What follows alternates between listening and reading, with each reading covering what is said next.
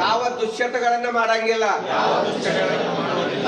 ಮತ್ ಯಾವ್ದ ನಮ್ಮ ಶಿಷ್ಯ ಒಬ್ಬನಿಲ್ಲ ರಾಯಣ್ಣ ಬಂದಾನ, ಸೆರೆ ಕುಡಿಬೇಡ ಮಗನ ಅಂತ ನಿಲ್ರ, ಸೆರೆ ಕುಡಿ ಬಿಟ್ಟಿನ್ರ ಅದರ ಬ್ರಾಂಡಿ ಕುಡ್ದೇನ.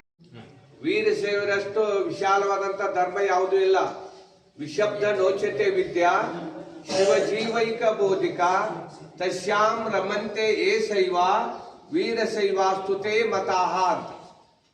ಲಿಂಗಾಂಗ ಸಾಮರಸ್ಯಲ್ಲಿ ಯಾರು ರಮಿಸ್ತಾ ಇದ್ದಾರೆ, ಪೂಜಾ ಮಾಡ್ಕೋತಾರ, ಅವರು ವೀರಶೈವರಂತ. ಆಗ ನೀವು ಲಿಂಗಾಯತರ ಹೊಟ್ಟೆಲಿ ಹುಟ್ಟಿದ್ರ, ಜಂಗಮರ ಹೊಟ್ಟೆಲಿ ಹುಟ್ಟಿರ, ಜಂಗಮರಾಗಂಗಿಲ್ಲ ಏನ. ನಾವೆಲ್ಲ ವೀರಶೈವರ ಹೊಟ್ಟೆಲಿ ಹುಟ್ಟಿರಂತ ನೀವು ವೀರಶೈವರ ಆಗೋದಿಲ್ಲ. ಅದಕ್ಕ ನೀವೆಲ್ಲರೂ ಏನೈತಲ್ಲ ನಿಮ್ಮ ನಿಮ್ಮ ಇಷ್ಟಲಿಂಗ ಪೂಜೆಯನ್ನ ಮಾಡ್ಕೊಂಡ ಅಂದ್ರ ನೀವು ಗುರುವಿನ ಮುಖಾಂತರ ಲಿಂಗವನ್ನು ಪಡ್ಕೊಂಡು ಏನೈತಲ್ಲ ಲಿಂಗ ಪೂಜೆ ಮಾಡಿದ್ರೆ ಅದರ ಫಲ ಸಿಗ್ತದೆ. ಅದಕ್ಕೋಸ್ಕರವಾಗಿ ನೀವೆಲ್ಲ ಏನೈತಲ್ಲ ಈಗ ಹೇಳಿದ್ರಿ, ಗುರುವೇ ನಮ್ಮ ಜನ್ಮ ಜನ್ಮಾಂತರದ ಪಾಪ, ಯಾಕಂದ್ರ ನೀವು ಅರಿದ ಮಾಡಿದ್ರಿ ಇಲ್ಲಿವರೆಗೆ ಎಲ್ಲಾರು ನಿಮ್ದು ಏನಾದ್ರು ತಗೋಬಹುದು. ನಿಮ್ ಪಾಪ ಯಾರು ತಗೋತಾರನ? ಪುಣ್ಯ ತಗೊಂಡ್ರ ತಗೋತಾರ, ದುಡ್ಡು ಕೊಟ್ಟರು ತಗೋತಾರ. ಅದ್ರ ನಿಮ್ ಪಾಪವನ್ನ ಯಾರು ತಗೋದಲ್ಲ. ತಗೊಳ್ಳೋರು ಯಾರು? ಜಗದ್ಗುರು ಪಂಚಾಚಾರ ಮಾತ್ರ, ಜಗದ್ಗುರು ಪಂಚಪೀಠಗಳು ಮಾತ್ರ. ಅದಕ್ಕೆ ಪಂಚಪೀಠಗಳ ಒಂದು ಕಲಶಗಳನ್ನು ಹೂಡಿ ಅದಕ್ಕೆ ವೇದ ದೀಕ್ಷೆ ಅಂತ ಹೇಳ್ತಾ ಇದ್ದಾರೆ. ಆ ವೇದ ದೀಕ್ಷೆಯನ್ನ ನಿಮ್ಮ ಪಾಪವನ್ನ ಆ ಪಂಚಪೀಠಾಚಾರ್ಯ ಪಾದಕ್ಕೆ ಅರ್ಪಣಾ ಮಾಡಿ ಇವತ್ತು ನೀವು ಪವಿತ್ರಾತ್ಮರಾಗ್ತೀರಿ. ಇನ್ನು ಮೇಲೆ ಏನೈತಲ್ಲ ತಪ್ಪು ಮಾಡಂಗಿಲ್ಲ. ಇನ್ನೇನಾದ್ರೂ ತಪ್ಪು ಮಾಡಿದರೆ ಅಂದ್ರೆ ಶಿಕ್ಷಾ ಮಾತ್ರ ಕಟ್ಟಿಟ್ಟು ಬುತ್ತಿ. ಯಾರು ತಪ್ಪು ಮಾಡೋದಿಲ್ಲಲ್ಲ. ಏನೇನಪ್ಪ ಕಟ್ಟಳೆ?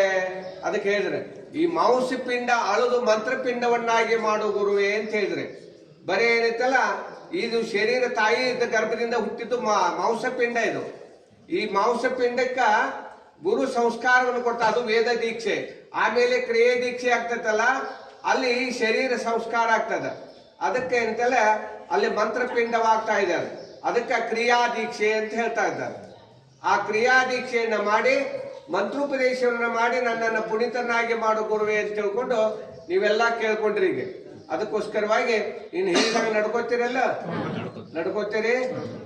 ಅದು ಬಹಳ ಮುಖ್ಯವಾಗಿ ಧರ್ಮದ ಒಂದು ಕಟ್ಟಳೆಯಲ್ಲಿ ಅಂದ್ರ ನಿಮಗೆಲ್ಲ ಸೌಖ್ಯಗಳು ಸಿಗ್ತಾವ.